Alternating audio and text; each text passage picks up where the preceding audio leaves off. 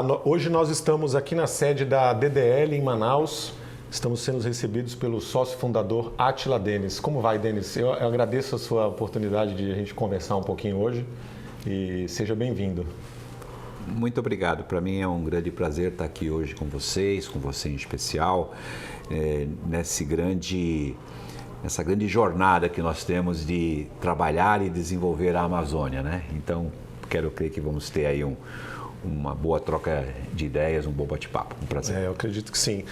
Você é natural de São Paulo, né? O que te fez vir para Manaus? Eu brinco assim que eu sou paulista de certidão, né? E amazonense de coração. Eu trabalhava numa multinacional em São Paulo e em 1978 essa multinacional tinha uma operação aqui localmente, que era uma operação da Sany, uma fábrica grande na época. E eles tiveram uma urgência aqui de um tema que eu mexia com comércio exterior e me pediram para vir aqui ficar 2 meses para ajudar em algumas agendas, né?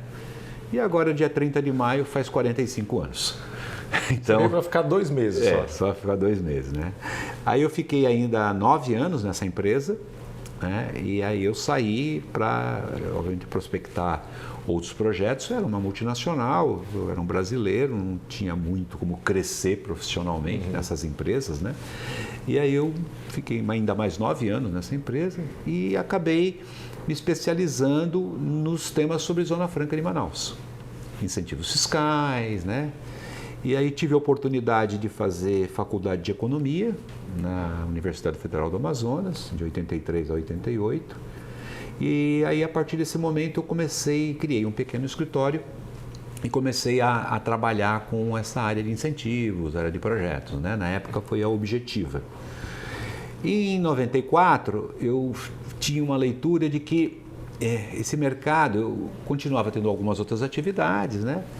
Não era um mercado com grande perspectiva. E aí eu resolvi, com 35 anos de idade, entrar numa faculdade de Direito. Já era economista? Já era economista, já tinha um escritório. E aí eu entrei na faculdade de Direito em 1994 e me formei em 99. Eu sou da turma pioneira na Newton Lins, a primeira faculdade particular, né? E aí, em 94, quando eu saí da Objetiva e entrei na faculdade, eu abri a DDL Consultores, e que hoje a gente chama de DDL Associados, né?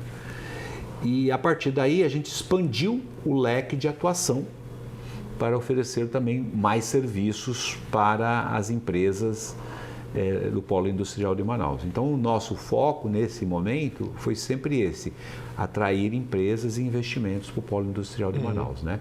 Nesse inteirinho, eu tive a oportunidade de conhecer um empresário, que eu fiz um trabalho para ele, foi o Lírio Parisotto, e ele me convidou para ser sócio da Videolar de capital, de trabalho.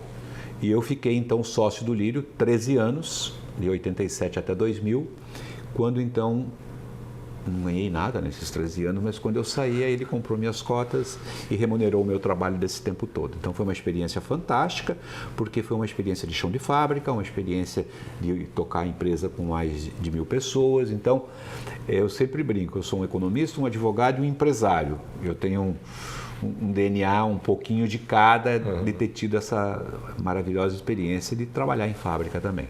Entendi. Eu queria voltar um pouquinho. Quando você chegou aqui em Manaus, você falou 45 anos atrás, né?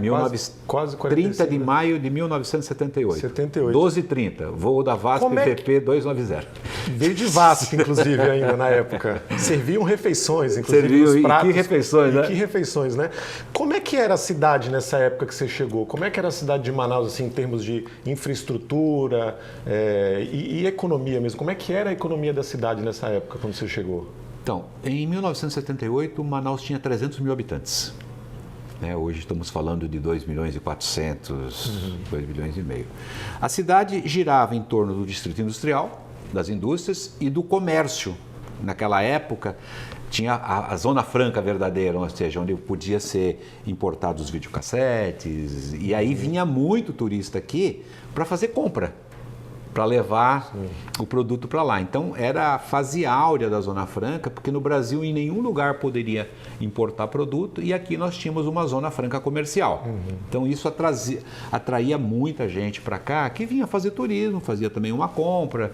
Então a pessoa para comprar um videocassete ou ia nos Estados Unidos ou vinha na Zona Franca de Manaus. Então a cidade vivia disso nessa época. Essas eram as matrizes econômicas da cidade naquele momento. Isso persistiu até 1990, quando o Fernando Collor abriu a economia, a importação, e aí começou a poder se importar pelo Brasil todo, e aí a Zona Franca comercial perdeu o protagonismo. Né? Aí ela foi minguando aos poucos e foi migrando para o modelo que é hoje, né? O modelo que é mais o comércio normal, varejistas e tudo mais.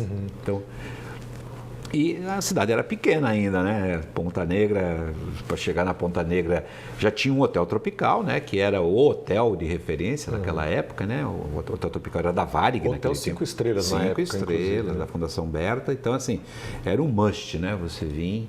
E a minha lua de mel, por exemplo, foi no Tropical. Meus amigos me deram de presente uma noite no Tropical.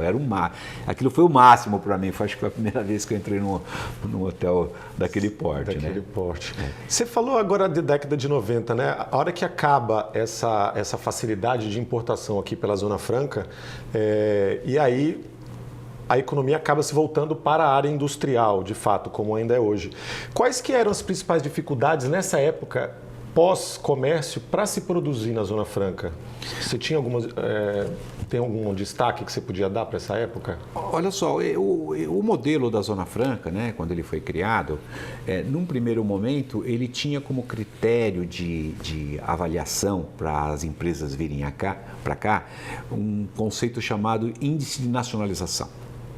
Isso exigia que em determinado produto as empresas teriam que comprar determinados percentuais, quantidade de produtos aqui na região, ou na Zona Franca ou no mercado nacional.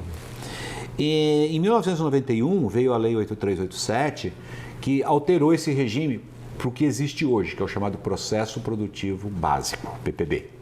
O famoso PPB. O famoso PPB, que existe desde lá. O PPB veio criar uma regra uniforme para a produção dos produtos. Então, por exemplo, uma motocicleta de 125 cilindradas, ela tem um PPB onde todos os fabricantes seguem a mesma regra. Antes isso não acontecia. O projeto de uma empresa A era aprovado de uma forma, o da empresa B com o mesmo produto de outra forma, uma exigência para o C. Então não havia uma uniformidade nesses procedimentos. Então a vinda do PPB ajudou muito a regulamentar esse mercado, né? E melhorou bastante a política industrial aqui local. Vale lembrar que nós estávamos na fase da abertura do mercado do Collor. Então, o que começou a acontecer naquela época? Muito produto que era fabricado na Zona Franca começou a ser importado diretamente pelo Sul. E aí nós passamos uma crise muito grande. Houve um encolhimento do parque industrial naquela época. Porque o cara vai montar na Amazônia, longe, frete, calor, mosquitos, se ele pode importar por São Paulo e os custos ficam equiparados, né? Então, com os anos, esse processo do PPB, ele foi flexibilizando um pouco a produção local e com isso permitindo às empresas manter a competitividade que elas tinham anteriormente, numa economia de mercado fechado, né? E aí, aos poucos, a Zona Franca foi tomando protagonismo, né? Aí veio a lei de informática, que estendia incentivos para a informática no Sul e aqui, e também atraiu muito para a Zona Franca, e aí foi crescendo de novo, foi retomando, chegou a ter em algum momento, o distrito chegou a ter em algum momento, acho que 130, 140 mil empregos diretos, né? Acho que hoje a gente está com 100, 110, 110, né? Mas chegamos a ter 130, 140, né? E aí a outra coisa também são as oscilações de mercado, né? Porque a Zona Franca produz produtos de consumo no mercado brasileiro, né? E aí eu queria deixar aqui uma percepção que todo mundo fala que é a Zona Franca de Manaus. Não é a Zona Franca de Manaus, é a Zona Franca do Brasil. Por quê? O produto fabricado aqui tem incentivo? Tem, mas esse incentivo ele é repassado ao consumidor no preço de venda. Então, se ele fosse importar um computador com todos os impostos lá no Sul, ia pagar 100. O da Zona Franca, ele está pagando 80. Desses 80, vamos supor que o empresário está ganhando 10, a margem de rentabilidade dele. E o consumidor está ganhando 20. Né? Então, a Zona Franca ela trouxe um grande benefício para o consumidor brasileiro, onde ele acessa produtos com bom preço, com qualidade, com garantia. Com alta tecnologia. Com alta tecnologia. Então, assim, esses preconceitos existentes hoje no Brasil com relação à Zona Franca é por desconhecimento, né? E mais ainda, a questão da preservação. Esse modelo, ele foi campeão, ele foi e é e continuará sendo, no que pese que depois a gente vai falar um pouco sobre essa questão de futuro, né? Mas ele é um modelo perfeito, não desmatou, está aí. Nós estamos agora na agenda do mundo. Infelizmente, os outros estados da região que não tiveram a oportunidade de ter o benefício, acho que até faria sentido ter alguma política também para eles, tiveram que optar por outras atividades comerciais, empresariais, para poder sobreviver. Né? Então, eu sou defensor incondicional do modelo Zona Franca, brigo por ele e se colocar numa discussão técnica, eu provo, por A mais B, que a Zona Franca não traz prejuízo para o país. Ela é um dos poucos estados do Amazonas que exporta recursos para o Tesouro. Ou seja, o que o Tesouro manda para cá é bem menor do que a nossa arrecadação federal manda para o Tesouro. Então, há muito desconhecimento, às vezes, dessas vantagens. Além do mais, hoje nós temos um parque tecnológico, um parque educacional, um parque industrial, um parque de serviços. Temos agora uma agenda que sempre foi nossa agenda, mas acho que agora vai decolar, que é o turismo, que é uma agenda, inclusive, que eu também estou fazendo investimento. Então, assim, a Zona Franca foi mal incompreendida e talvez nós não tivemos a capacidade e a competência de mostrar isso para o Brasil. Agora, se você pega a pizza de incentivos fiscais no Brasil, a indústria automobilística é que mais tem incentivo, não é a Zona Franca.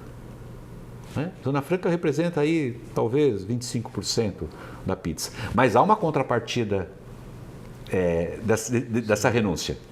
Né? Outra coisa muito importante, o nível de sonegação dos produtos produzidos na Zona Franca é quase zero.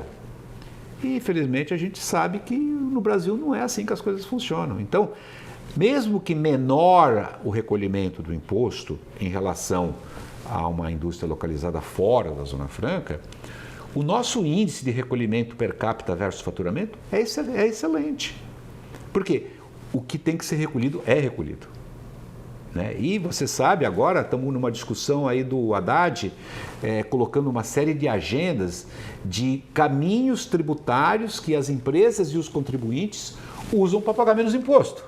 Está aí, tá na agenda todo dia. Permitir que a pessoa física importe $50 sem pagar imposto. Tudo certo. Mas o que o pessoal está fazendo? Pessoa física de pessoa física, não é? Ou seja, está totalmente distorcido. Então, o país é um país distorcido quando se fala de assuntos tributários. E aí, quando o pessoal foca a Zona Franca, vem a crítica do incentivo, mas ela é infundada. Quem conhece com profundidade depois se apaixona. Eu queria falar um pouquinho, você falou agora do PPB, né? Dessa transição que existiu da Zona Franca comercial para depois da abertura dos portos, PPB. Foi daí que surgiu a ideia de fundar a DDL? A DDL surge em que momento da Zona Franca? Assim? Você falou que você teve essa experiência na Sânio, depois você passou a Objetiva, Videolar. Em que momento e o que startou você a ter essa ideia da DDL e a oferecer esse tipo de consultoria? Como eu te disse, quando eu vim para cá, eu vim para cuidar da área de comércio exterior, né? E que era exatamente o principal canal de entender os incentivos, de fazer sempre um planejamento tributário adequado dentro da legislação para as empresas. E eu fui me especializando por isso. Como a minha perspectiva de continuar empregado e ser empregado era bastante limitada, e obviamente com aquela juventude toda, tinha interesse em fazer algo, seu próprio negócio, um empreendedor, vamos dizer, um empreendedor hoje de startup. E aí eu criei a DDL porque eu comecei às vezes a ser demandado por algum amigo, ou frequentava o centro das indústrias, e o pessoal sempre vinha me pedir opinião, nas reuniões eu sempre assim, me manifestava, e aí eu falei, bom, acho que eu posso criar um mercado de consultoria. E aí eu comecei pequenininho, né, numa atividade paralela a que eu tinha na Videolar na época, como sócio, com o conhecimento do Lírio, e foi crescendo, ou seja, fui sendo procurado por mais empresas que gostavam do trabalho, gostavam da nossa tecnicidade, né? E aos poucos eu fui enxergando isso como uma oportunidade de negócio, né? Me tornar um especialista nos assuntos inerentes à Zona Franca de Manaus, né? Zona Franca, uma indústria na Zona Franca de Manaus tem toda a burocracia Brasil, mais a burocracia Zona Franca de Manaus necessária para o controle dos incentivos. Eu sou extremamente favorável a isso. Que é específica só daqui da região de Manaus, né? Exatamente. E aí ela foi crescendo, eu fui agregando novos trabalhos. Hoje a DDL é uma sociedade com 115 pessoas, né? Completa 29 anos agora em dezembro, né? Muito bem estruturada, com alta governança, sempre tivemos alto compliance, trabalhamos basicamente para quase todas as multinacionais da Zona Franca, né? Temos 350 clientes ativos hoje, e uma alta política de inserção na sociedade. A DDL tem programas sociais, a DDL tem programas de apoio aos artistas locais. Todas as obras aqui da DDL são de artistas locais, entendeu? A cultura. Então, assim, é um escritório dinâmico, moderno, continua sendo moderno, porque a gente nunca se acomoda, está sempre procurando se reciclar, mandamos nossos sócios treinar fora, quando for o caso. Passamos bem pela pandemia, né, que foi uma experiência difícil, né? Então, assim, esse é o projeto DDL, né? Um projeto do qual eu me orgulho muito, tem o meu DNA direto. E aonde é o segredo disso? O segredo foi a visão industrial e empresarial que eu trouxe para o mercado de consultoria e de advocacia, né? Ou seja, naquela época, a nossa profissão do advogado, o advogado ele era um ser supremo, né? Ele era assim, bastante formal, a profissão do advogado era assim era um sacerdócio, né? E continua sendo. Uma profissão mais linda. Eu acho que todo mundo deveria fazer o curso de Direito. Não, nem para advogar, é para conhecer os seus direitos e fazer uma gestão melhor dos seus negócios. Ele deveria ser um curso assim complementar para qualquer profissão, porque te dá mais cidadania, te dá mais conhecimento dos seus direitos, te dá mais assim visão do negócio, entendeu? E é uma profissão maravilhosa. Tanto é que você vê o que tem de gente se formando aí no segmento, né?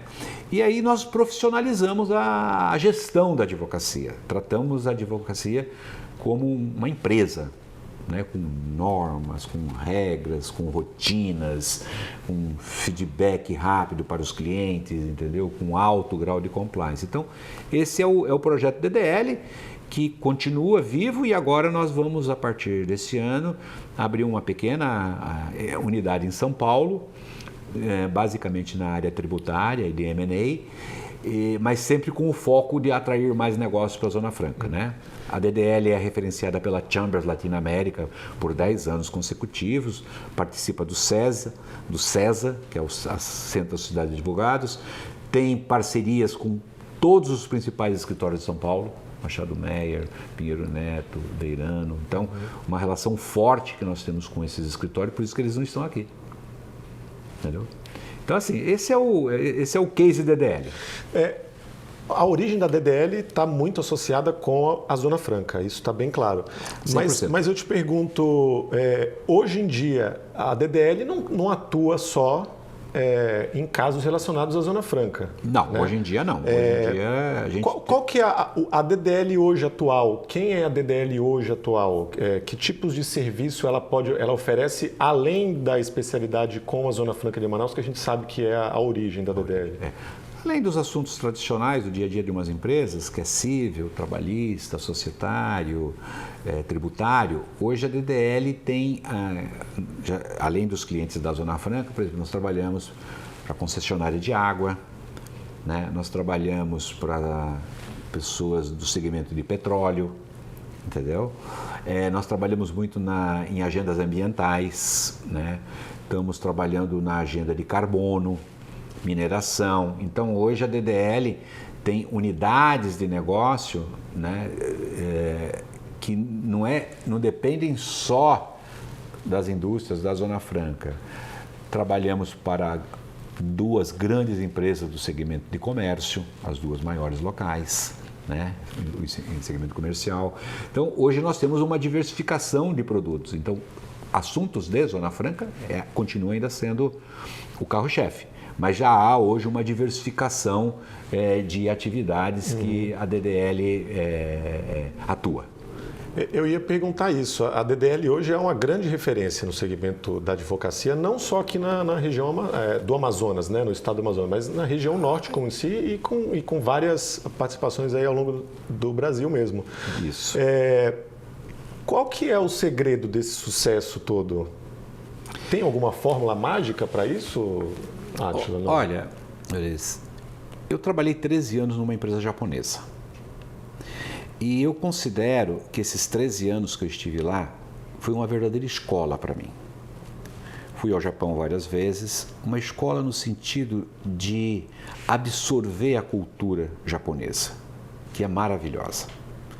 Disciplina, organização, pontualidade, feedback. Não existe a mínima chance de eu chegar atrasado numa reunião. Se isso acontecer, eu ligo, eu aviso, eu me desculpo. Então, são DNAs, assim, marcantes da sociedade. E isso, as 115 pessoas que trabalham aqui hoje sabem disso. Né? Responder um e-mail, responder uma mensagem, se capacitar tecnicamente para dar a melhor solução ao cliente. Né? E aqui nós somos uma filosofia que às vezes a gente poderia sugerir ao cliente um litígio, mas a gente sugere um acordo para resolver o problema do cliente. E quando a gente faz isso, a gente perde a oportunidade de ganhar o honorário litigando na justiça, mas a gente ganha um honorário melhor, só que a gente ganha um capital de credibilidade que não tem preço. Então, se você me perguntar qual é o grande capital da DDL hoje? Confiança. A confiança que os clientes têm no nosso trabalho. Atrelado e com uma plataforma de uma ótima gestão do segmento. Né? E aqui a DDL tem cliente pequeno, médio e grande, e todos são tratados no mesmo patamar de excelência. Não há, porque ele é maior, não. Se a gente mandou uma proposta, foi contratado, nós temos que fazer o melhor do nosso serviço. Então, esse é o nosso DNA. E aí eu atribuo isso a essa grande experiência que eu tive com a comunidade japonesa, a grande experiência que eu tive na indústria, por trabalhar na indústria, entendeu? E aí também vindo para o segmento de prestação de serviço. Então, eu trouxe um pouquinho, e algumas pessoas que eu conheci ao longo da vida também, que assim ajudaram muito na minha formação. O Lírio Parisotto, por exemplo, da Videolar, um excepcional empresário, né? Me ajudou muito no meu processo de conhecimento. Ricardo Staub, da Gradiente, Dr. Isaac Werner, do grupo CCE, né? Foram assim, o Antônio Velasquez, que eu trabalhei com ele muitos anos, da AVA. Então, foram pessoas que marcaram... Kawasaki, isso, né? Eu trabalhei muitos anos com o Velasquez lá também, né? Mas eu trabalhava paralelamente como consultoria. Então, assim, são pessoas assim, que para a época delas eram inovadoras. Né? Eles gostavam de pensar coisas de forma diferente, fora da caixa, que a gente chama, né? E eu fui aprendendo com esse pessoal a ver a forma como eles raciocinavam, entendeu? E fui pegando ali um pouquinho de cada um para colocar aqui na minha caixinha do meu setup, entendeu? Então a caixinha tem várias pessoas a agradecer. Que legal. Eu queria falar agora da parte, a parte mais atual, né? A gente sabe que você está envolvido aí com alguns negócios aqui, não vou chamar de alternativos, mas eu poderia chamar de novos negócios na Amazônia, né? E inclusive ano passado você fundou uma empresa chamada Axel, que é uma aceleradora de negócios, né? Perfeito. Você podia contar um pouco para a gente por que você fundou a Axel e qual que é o foco da Axel? Voltar um pouquinho no tempo. Em 2019 eu completei 60 anos. Muito feliz, saúde boa, e anualmente eu faço o meu check-up, e aí eu fiz uma brincadeira assim. Eu estou fazendo 60 anos e aí eu me lembro sempre de uma pessoa que eu admiro muito, Roberto Marinho fundou a Rede Globo com 60 anos. Aí eu fiz uma brincadeira assim, poxa, eu quero começar a pensar em fazer algo grande. Estou aqui há 40 anos na região, né? Eu estou com um projeto de vida bem estruturado, bem organizado, caminha bem, com alta governança, com boas pessoas. Então chegou agora a hora de eu fazer um negócio novo, um desafio novo, né? E comecei a pensar nisso. Só que nesse inteirinho, quando a gente pede as coisas para Deus, Deus manda, né? Eu me deparei com uma doença, um câncer. 2019, isso, durante a pandemia. E aí isso, de uma certa forma, me abalou um pouco, como abala todo mundo. Tive que fazer o tratamento, continuo acompanhando até hoje. Mas isso aumentou mais aquela minha vontade de realmente, para mim aquilo foi um sinal que eu realmente precisava achar um propósito, né? E qual é o propósito? Agradecer essa cidade que me recebeu de braços abertos. Eu cheguei aqui, um menino com 19 anos, 2 malas de roupa na mão e com muito sonho na cabeça. E aí eu falei, então agora chegou a hora de eu... Todo mundo fala da nossa biodiversidade, da nossa biotecnologia, que vale 1 milhão, 1 bilhão, 1 trilhão, mas aonde está esse dinheiro? Como é que a gente vai fazer isso acontecer? Então eu resolvi tirar o paletó e a gravata e colocar o jeans e a camiseta. Então hoje eu estou metade advogado, metade ongueiro. A parte de baixo é jeans, a parte de cima é paletó. E arregaçar as mangas. Começar a entender um pouco esse ecossistema.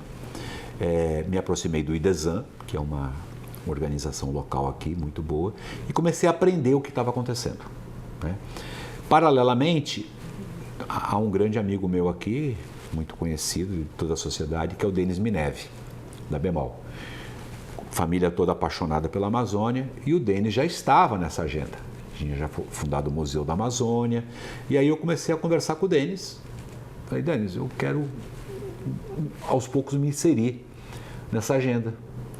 E ele ficou muito feliz com isso, e aí começamos a trocar figurinhas, eu comecei a entender as coisas que ele estava fazendo, comecei a aprender, comecei a ir em eventos, seminários, COPs, conferências de clima, né?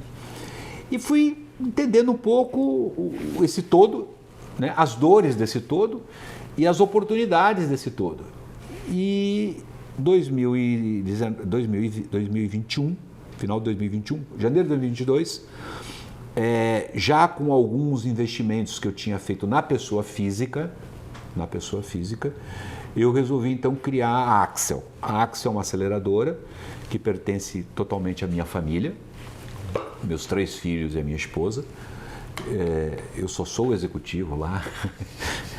Você não tem capital da Axel? Não, é tudo capital da família, né? Eu tenho participação societária também, mas é um projeto para a minha família, é um projeto para os meus filhos, para os meus netos e para a nossa sociedade, né? Ela é uma empresa que tem interesse econômico? Sim, porque nenhum negócio sustentável subsiste se não tiver interesse, lucro, claro, atividade, eficiência. Então, mas você pode conjugar isso com uma política ambiental correta, com uma política sustentável, com uma política justa de remuneração das cadeias produtivas, das comunidades. É mais difícil, mas pode. Então, o projeto é este. O projeto não é fazer um negócio só pelo negócio. O projeto é fazer investimentos em startups e em empreendimentos de cadeia produtiva, industrialização e depois comercialização. E é nesse viés, então, que foi criada a Axel. Por quê? Porque o empreendedor, ele é muito verde ainda, né? Ele tem uma ótima ideia, ele tem um ótimo produto, mas por trás disso vem muitas outras coisas para uma empresa dar certo, né? Tem a parte legal, jurídica, fiscal, tributária, governança, compliance, coisa que não é a agenda dele. Ele sabe fazer chocolate, ele sabe fazer um cosmético, ele é um artista, mas só isso não subsiste. Então ele precisa desse smart money que a gente chama, ou seja, que é um dinheiro atrelado à ajuda, para que ele inteligente, né? É o dinheiro inteligente, é o que a gente chama de smart money. Ele precisa desse dinheiro inteligente para começar a entrar no mundo dos negócios, né? Ele vai, porque se você quiser que esse negócio subsista, cresça, tem que ser assim. Você precisa estar no mercado, né? Quem Tá no compra o mercado, negócio é o mercado. É o mercado e tem que ser de forma correta, dentro das 4 linhas, dentro da legislação, recolhendo os tributos de acordo com o porte da empresa, ou é no simples, ou é no presumido, ou é no lucro real, ou seja, emitindo nota, deixando os funcionários todos que trabalham registrados, né? Não pode ser... tem muito... Acho que milhões de brasileiros vivem nessa informalidade. Quando você vê que tem X milhões de brasileiros na informalidade, isso é verdade. Mas nós estamos falando de outra coisa aqui. Nós estamos falando de empreendimentos que querem crescer, de empreendedores que têm sonhos, que estão gastando anos da sua vida, seu tempo, às vezes os seus próprios recursos, né? E que precisam ser alavancados, ser acelerados, que precisam ser empurrados. Então, esse é o projeto da Axel hoje, né? Nós já temos atualmente 4 startups que nós administramos diretamente, né? E temos 11 startups pelo Fundo Amas, que daqui a pouco a gente vai falar um pouquinho sobre ele, e temos algumas agendas em desenvolvimento aí com empreendedores, né? Projeto na área de turismo, projeto na área ambiental, projeto na área de carbono, né? Então, são empresas que a gente está negociando a nossa adesão. Criamos uma estrutura, a Axel hoje tem 6 pessoas já na sua estrutura, né? E estamos em processo de crescimento, contratando gente, identificando profissionais para virem trabalhar conosco, né? E aí, quando esse profissional chega, ele já vem com alguma experiência, porque se ele está sendo contratado é porque ele tem um currículo, né? Ou trabalhou na empresa A ou na empresa B. E aí, chegando aqui, ele passa por um treinamento para o nosso DNA. A gente complementa a formação dele, né? Ele não chega aqui, senta na mesa e o que é que eu tenho que fazer? Não, ele é capacitado, ele é preparado para a tarefa que ele vai fazer. Entendeu? Então, esse é o projeto da Axel. Eu diria para você que, mutatis mutandis, como a gente fala, a Axel é a DDL de 30 anos atrás. É o mesmo DNA, é o mesmo conceito, só que aplicado agora num novo segmento. No segmento da bioeconomia, da biodiversidade e da biotecnologia. Nós queremos ser uma grande referência, um gate, uma porta de entrada na Amazônia para esses interesses. No último 1 ano e meio, eu fiz várias viagens ao redor do mundo. Nova York, Portugal, Oriente Médio, para incentivar esse pessoal a começar a olhar para a Amazônia, né? E aí nós precisamos de um capital mais forte no futuro. Hoje nós temos alguns capitais disponíveis. Eu invisto meu capital, o Denis investe o dele, tem agora recursos do PPBio, das indústrias incentivadas. Mas esse é um capital para a empresa nascente, para a empresa começar. Para acelerar de fato. Para acelerar, porque na hora que essas empresas precisarem crescer realmente, elas vão precisar de cheques maiores, de investimentos de fundo de investimentos, entendeu? E aí nós temos que começar a trabalhar agora, mostrando essas oportunidades. Eu tenho uma parceria forte com o BTG, né? Inclusive semana que vem passo a semana toda em São Paulo tratando assuntos com o BTG. O BTG já começa a olhar a Amazônia E o BTG é um belo player. A BTG, então, já está mostrando interesse aqui pela região amazônica. Total. E com muita alegria, porque eu conheço lá o pessoal do BTG e, assim, é um banco forte, é um banco assim, de resultado, sim, mas é um banco com uma credibilidade, um veículo de investimento extraordinário. Né? E nós temos que ter outros. Meu filho estuda em Yale, Universidade de Yale, em Connecticut. Eu já fui 4 vezes a Yale conversar com a presidência, porque Yale não tem nada na Amazônia. Então, essas universidades, ela tem um fundo de investimento, um endowment, de 46 bilhões de dólares. Só Yale? Só Yale. Harvard tem 50 bi. Só que Harvard tem 100 anos a mais que Yale, né? Então, como eu hoje tenho a porta de entrada para Yale, consigo falar com o presidente, com os reitores, nós estamos trabalhando para trazer Yale para cá. Entendeu? Um centro global, uma universidade com 7.500 alunos atualmente, né? Então, assim, nós temos que buscar esses parceiros grandes, para vir aqui conhecer a Amazônia. Eu talvez não consiga ver os resultados desse trabalho todo. Estou com 64 anos, queria viver até aos 100, estou me cuidando para isso, mas eu tenho certeza que daqui a uns 50 anos a Amazônia vai ser o lugar. Né? E não vai mais precisar de distrito industrial e zona franca. Hoje nós não podemos prescindir do modelo. Mas nós temos que correr agora com essa agenda para que com o tempo a gente não precise mais da Zona Franca. Até você citou o assunto da Zona Franca agora relacionado com isso. Tem alguma maneira dos investimentos de P&D que estão relacionados com bens de informática, de que tem alguma forma que esses investimentos de P&D possam conversar com esses negócios da Amazônia? Tem. Existe essa possibilidade? Existe. Foi criado o que eles chamam de programas prioritários. E hoje aqui nós temos um programa prioritário de indústria 4.0, de capacitação, e tem o PPBio, que é o programa prioritário de biotecnologia, que é administrado pelo IDESAN. Tá. Neste programa, no primeiro ano, as indústrias não olhavam muito com atenção, mas agora já estão olhando. O IDESAN captou em 4 anos aí, algo aproximadamente 100 milhões de reais. Da verba de P&D? Da verba de P&D. E está investindo, se você entrar no site PPBio IDESAN, está lá tudo explicado. Está mostrando os investimentos, as startups investidas, os projetos que estão no pipeline para receber esses investimentos. Então, sim, hoje nós já começamos a ter um canal de fluxo de verba de P&D, devidamente regulamentado pelo CAPDA, sendo aplicado nesses empreendimentos. E isso é maravilhoso, né? E essa é a minha grande agenda hoje, identificar empresas que possam receber investimentos do PPBio. Importante, essas empresas têm que estar instaladas aqui, na região. Mas na região de abrangência da Zona Franca ou Manaus?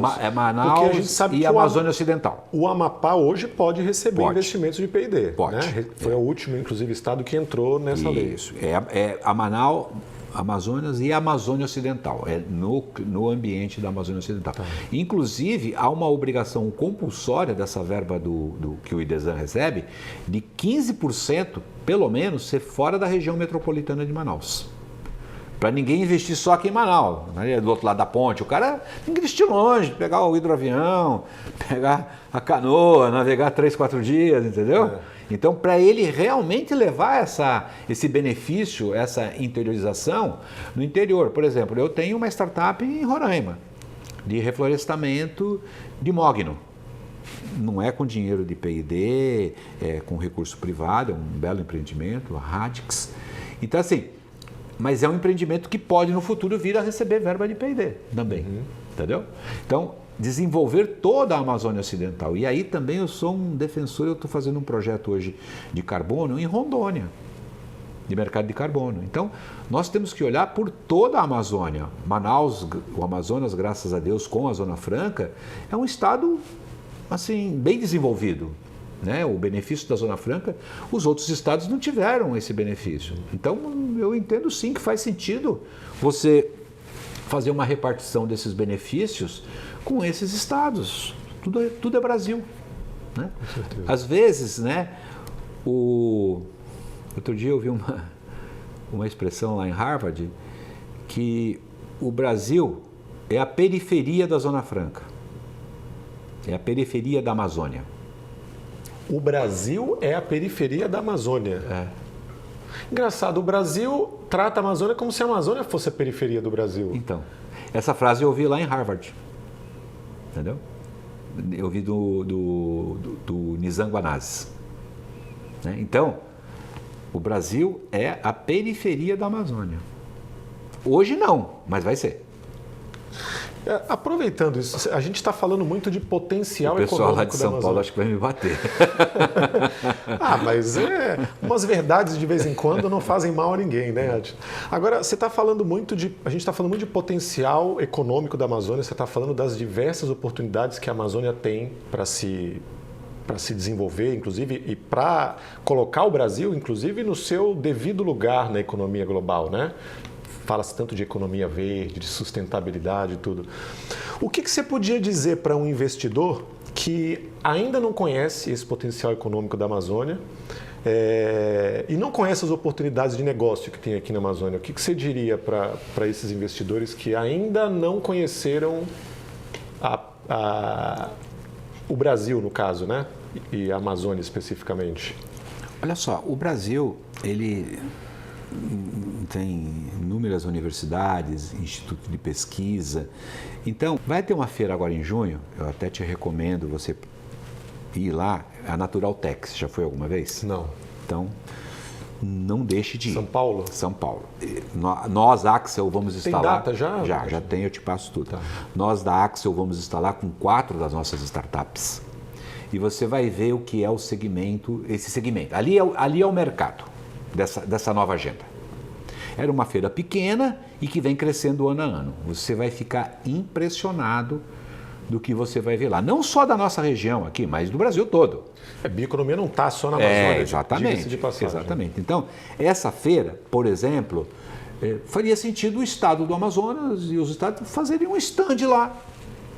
Sabe? Levar as nossas oportunidades, de fazer esse despertar das nossas oportunidades. Agora está acontecendo um assunto muito interessante. O CBA, que durante 10 anos, 20 anos... 20 anos quase. Ficou aí à deriva, sem personalidade jurídica, mas acabou fazendo muito trabalho. E agora o CBA, a UEA, a Fundação UEA, ganhou o edital e vai ser a gestora do CBA. Né? Isso, indiscutivelmente, vai ser um grande passo nesse mercado.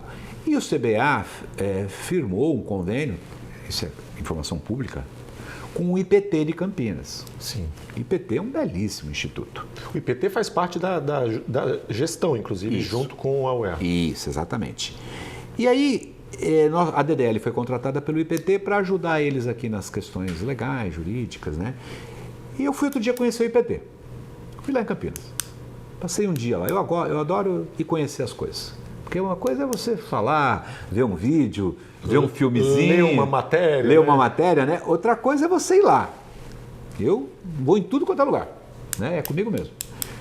Sola de sapato. Nesse mesmo evento, eu conheci uma empresa em São Paulo chamada Eva Scientific, que faz colágeno e tecido humano. Conversei com eles, entrei na startup deles e estou trazendo eles para Manaus. O que nós vamos fazer aqui? Nós vamos fazer colágeno da escama do pirarucu.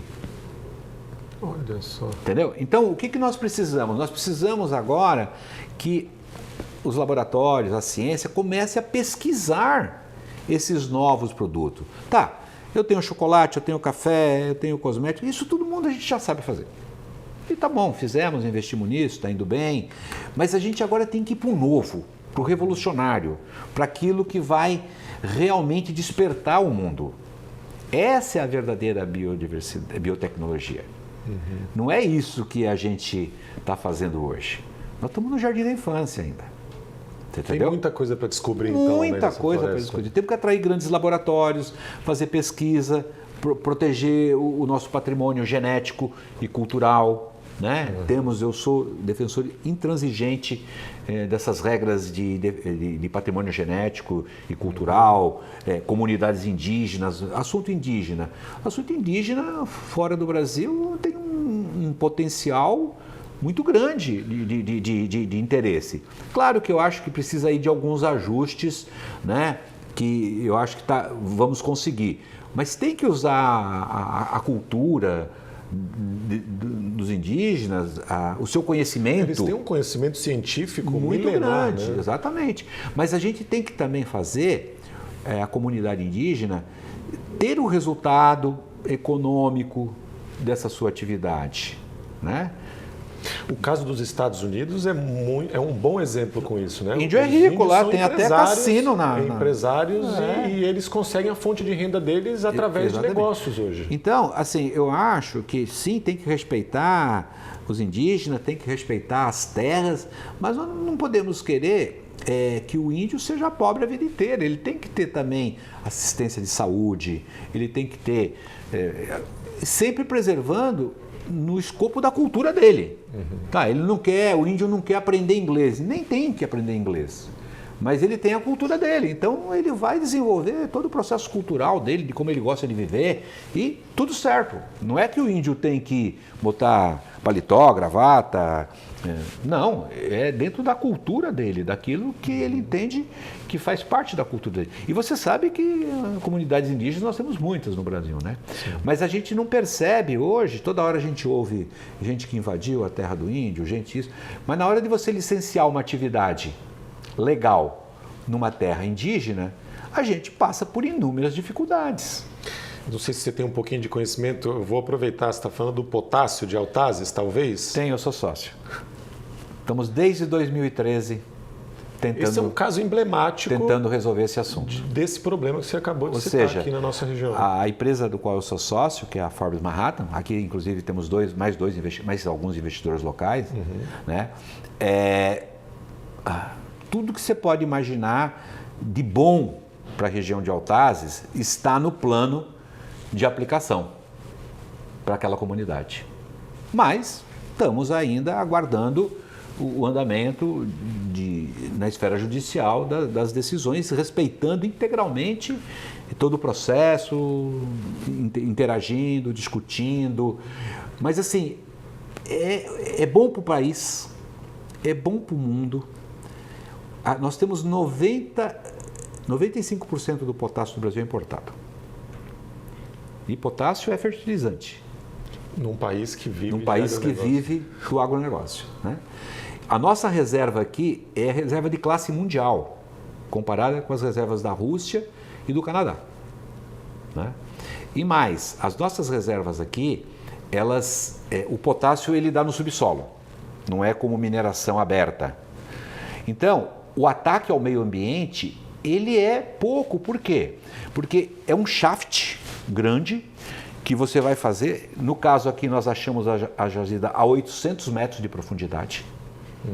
Na Rússia é 1.500 metros, então você imagina furar mais 800 metros. E de lá vai ser extraído a jazida, entendeu? E o sal depois vai ser reinjetado no próprio... Então, não é um lugar que vai ficar devastado como você vê as minas lá de Minas Gerais, né? Que você vê aqueles... Mineração tradicional, né? Não é a mineração tradicional, é uma mineração diferenciada. Então, assim...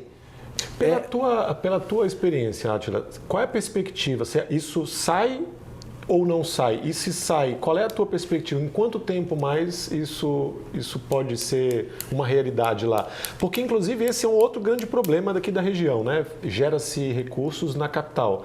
E esse projeto de Altazes, ele vai gerar, inclusive, renda e emprego no interior, né? A grande maioria dos empregos vai ser lá na região de Altazes, que vai mudar a vida da cidade, inclusive. Indiscutível. Tem alguma perspectiva disso para esse ano ainda? Esse assunto está, como eu te falei, está judicializado, né? A gente atende todas as demandas que tem, né? Quando requerida. Recentemente o Alckmin veio aqui, naquela reunião do Conselho, e reiterou a importância do projeto para o Brasil.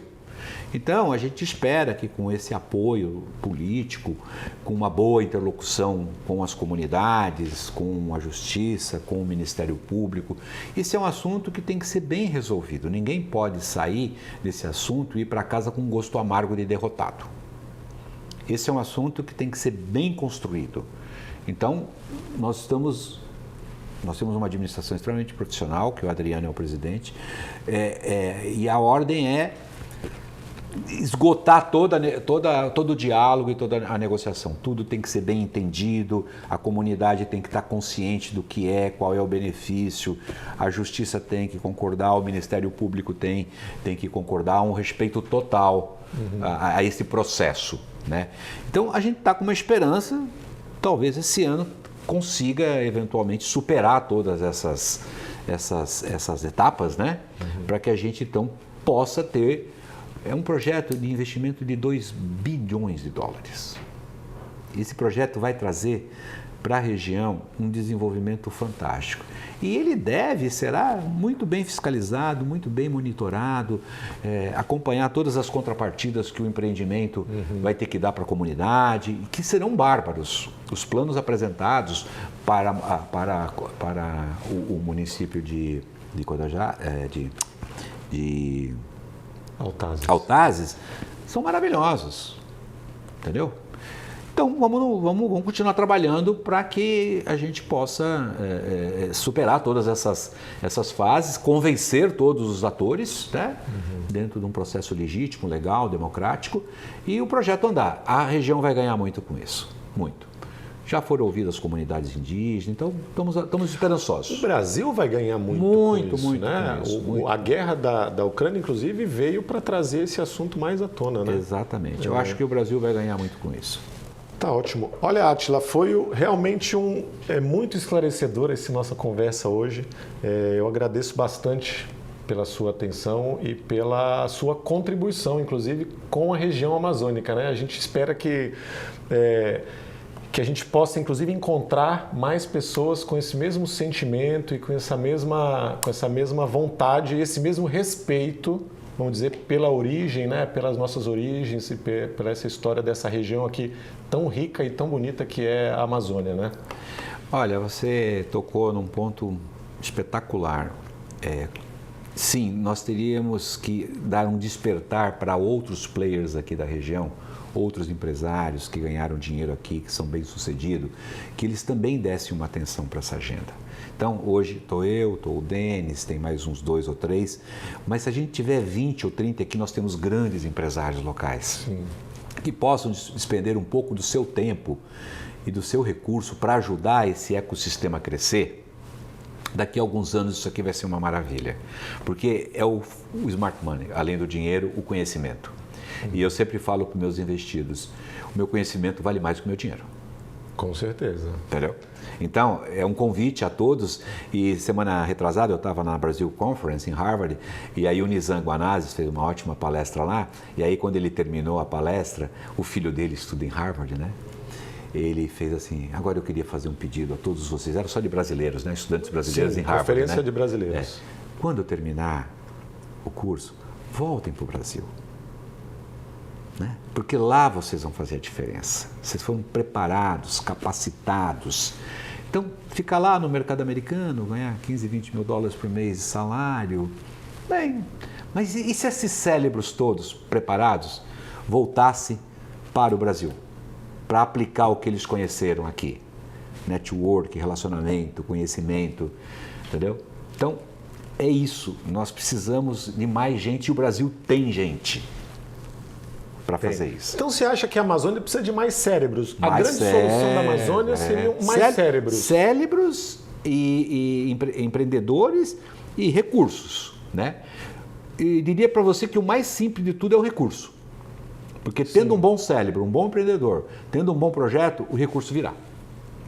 Entendi. Então eu agradeço muito. Essa é a primeira entrevista que eu dou em muitos anos. Eu sempre fui uma pessoa de trabalhar em silêncio. Sim. Mas eu acho que agora chega também o momento da gente começar a motivar outras pessoas. Recomendo que você faça uma dessa entrevista com o Denis também. Ele já está convidado, inclusive. Vai ser muito enriquecedor. O Denis, indiscutivelmente, é o nosso Elon Musk da Amazônia. Sim. Entendeu? E ele é uma pessoa também muito inspiradora e ele me inspirou muito. E um grande cérebro da Amazônia. Um grande cérebro da Amazônia. E ele me inspirou muito, entendeu? E eu agradeço isso a ele, a gente sempre conversa. Nós temos vários negócios em parceria, eu e ele. Então, assim, nós precisamos de mais cérebros, de mais gente. E tem aqui em Manaus. Esse pessoal está aqui em Manaus. Grandes empresários que estão aqui. Mas os outros estados também, não, Denis? Também. O estado do Pará, o estado de Rondônia. Estou falando da Amazônia como todos os estados têm grandes empresários, em mais quantidade ou em menos, mas existem esses empresários com cérebros que podem contribuir para essa região. 100%. Todos esses empresários que ganharam dinheiro na Amazônia, né, eu acho que eles poderiam fazer uma reflexão e avaliar essa agenda. Muito obrigado pela oportunidade. Eu que agradeço, Átila. Obrigado, viu? Até lá.